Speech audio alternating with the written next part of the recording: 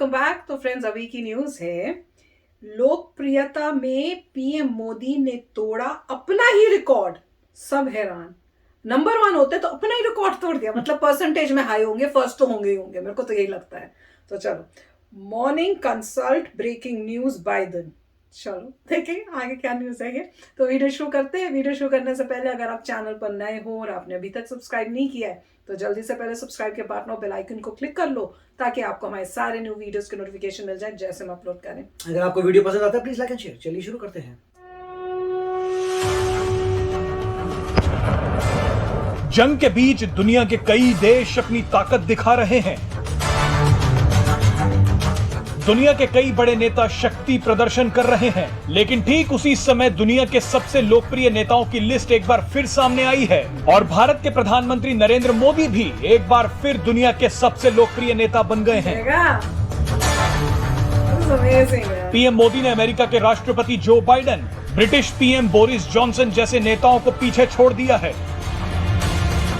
छोड़ते हैं। आप ये जानकर हैरान हो जाएंगे कि लोकप्रियता में पीएम मोदी ने अपना ही रिकॉर्ड तोड़ दिया है। अमेरिकी data intelligence firm the morning consult के सर्वे में पीएम मोदी दुनिया के 12 नेताओं को पीछे छोड़ते हुए 77% रेटिंग के साथ नंबर 1 पर हैं।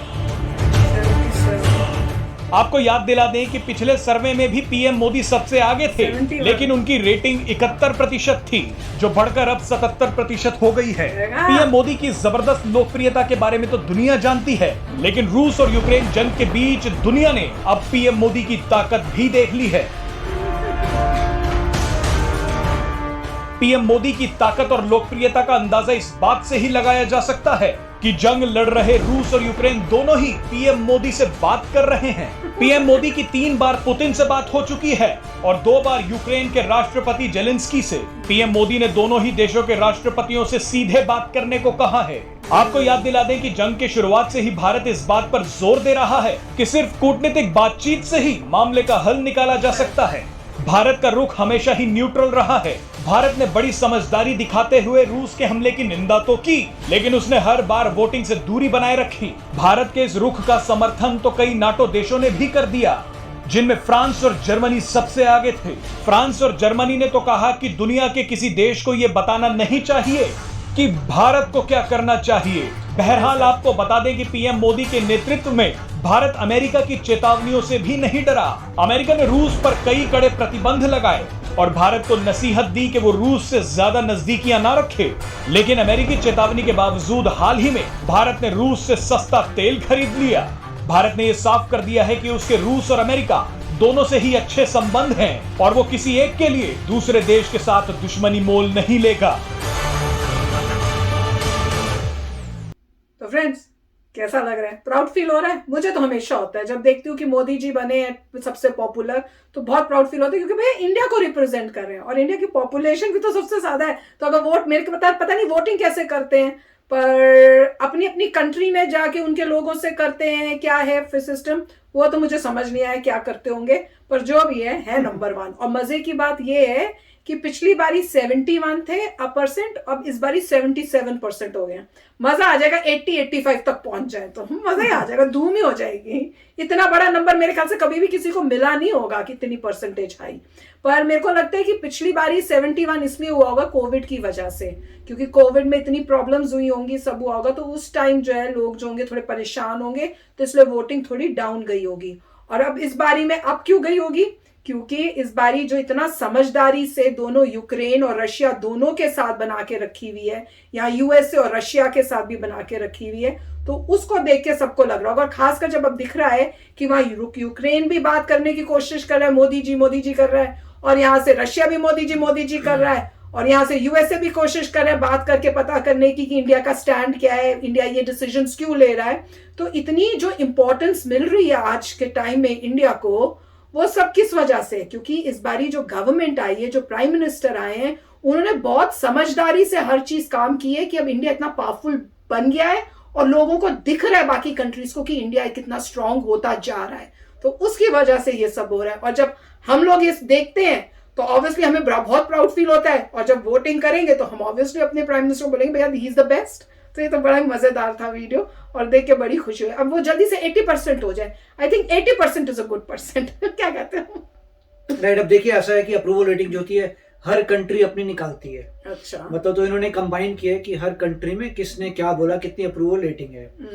तो यूएस में 50% से ऊपर जाना बड़ी मुश्किल होता है, क्योंकि हमेशा 50-50 होता है नॉर्मली आपको 50% वोटिंग के टाइम भी यही होता है। हाँ, अप्रूवल रेटिंग 50% से ज्यादा मुश्किल है, क्योंकि यहाँ पे दो मेन पार्टीज हैं।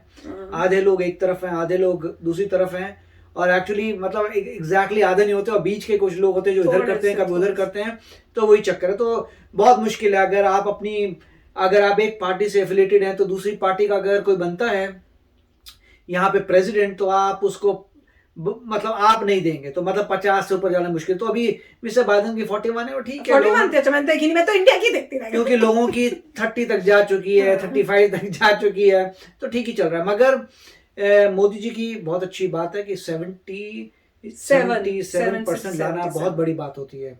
3% और चाहिए, इतनी बड़ी पॉपुलेशन है, और ये भी कह सकते हैं कि दूसरी पार्टी ने इतना गंदा परफॉर्म किया है कि अब सभी लोग मोदी जी के साथ ही हैं, क्योंकि अब होने भी चाहिए, क्योंकि काम एक ही पार्टी कर रही है। काम एक ही पार्टी कर रही है, एक ही पार्टी जीत रही है, 77% लोग उस पार्टी के साथ हैं, तो बहुत अच्छी बात है। दूसरी पार्टी ऑलमोस्ट नॉन एग्जिस्टेंट अभी हो गया, और दूसरी छोटी छोटी पार्टीज है दूसरी वाली, तो बहुत अच्छी बात है। और यहाँ पे जहाँ तक बात होती है कि दोस्ती रखने वाली, उसमें देखिए कि हमारे जो स्टूडेंट्स फंसे हुए थे यूक्रेन में, उसलिए उनको मिस्टर जेलेंस्की से तो बात करनी थी, बोलने के लिए देखो भाई आपकी कंट्री में हमारे लोग फंसे हुए हैं, तो क्या करना है, तो उनसे सपोर्ट।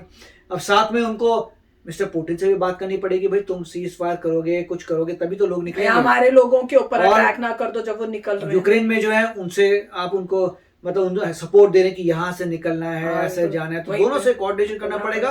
तो मोदी जी कर रहे हैं। और दूसरा, मोदी जी ने ये भी क्लियर किया था कि ऑयल पे कोई सैंक्शन नहीं है, ऑयल पे सैंक्शन नहीं है। तो अगर हमें 20% डिस्काउंट मिल रहा है, हमारी 85% हम इंपोर्ट करते हैं अपनी नीड से, 85% बाहर से आता है, सिर्फ 15% मेरे ख्याल से इंटरनल है, तो हमें तो चाहिए, सस्ता दे रहा है, हम तो लेंगे वहां से, और वैसे भी कोई सैंक्शन नहीं है। तो मेरे ख्याल सब कुछ ठीक था, और इसमें यही दिखा रहे हैं कि हर कंट्री अपना ही करेगी, क्यों ना करे, अनलेस जो बिजनेसमैन तो यही बोलेगा देखो उतने रेट का अगर तुम देते हो तुमसे ले लेते हैं, अदरवाइज तो वहीं से ले सकते हैं, और वो भी रुपीज में हो रहा है, तो रुपीज में भी आपको मैच करना पड़ेगा। मुझे लगता नहीं है कोई मैच करेगा, मगर ऐसी कोई बात नहीं, क्योंकि यूरोपियन यूनियन की मैक्सिमम कंट्रीज भी ले ही रही हैं ऑयल रशिया से। बिल्कुल, तो फिर किस मुंह से बोल सकता है कोई कि इंडिया मत ले, पर वो लेते हैं, राइट, तो कोई सेंस ही नहीं बनता। तो इसीलिए सैंक्शन नहीं लगे, इसलिए कोई ऐसा कह नहीं रहा, सब ये कह रहे हैं कि आप ज्यादा अलाइन मत होइए। मगर एक बात सही है, किसी भी कंट्री को एक कंट्री पे ज्यादा डिपेंडेंट नहीं होना चाहिए। जैसे आज के टाइम में तो ये दिख ही गया, 70% एक समय में मतलब वेपन से लेते थे रशिया से, हमारा 46% हो गया है, तो काफी इंप्रूवमेंट हो रही है। अल्टीमेटली आपको काफी सारे लेने पड़ेंगे कंट्रीज, और डाइवर्सिफाई करना पड़ेगा, जिससे एक कंट्री पे कभी भी निर्भर ना होना पड़े। बिल्कुल, पर मैं तो उसकी टाइम की ड्रीम करूँ कि इंडिया खुद ही बना रहा हो और बेचे। जैसे टॉप में है ना ये यूएसए और ये चाइना और ये सब फ्रांस, तो उसकी जगह अब इंडिया इस नंबर पे आए, नंबर 1, 2, 3 नंबर में एक इंडिया हो जो दे रहा है वेपन्स बाकी कंट्रीज को, तब बहुत ही मजा आ जाएगा। तो चलो फ्रेंड्स, चलते हैं, मिलेंगे नेक्स्ट वीडियो में बहुत ही जल्द। Till then take care and bye bye. तो अगर आप मेरे इस चैनल पे नए हो तो जल्दी से सब्सक्राइब के बटन को हिट करो और बेल आइकन को क्लिक करो, ताकि आपको मेरा जब नया वीडियो मैं लगाऊं आपको उसके बारे में जल्दी से पता चल जाए।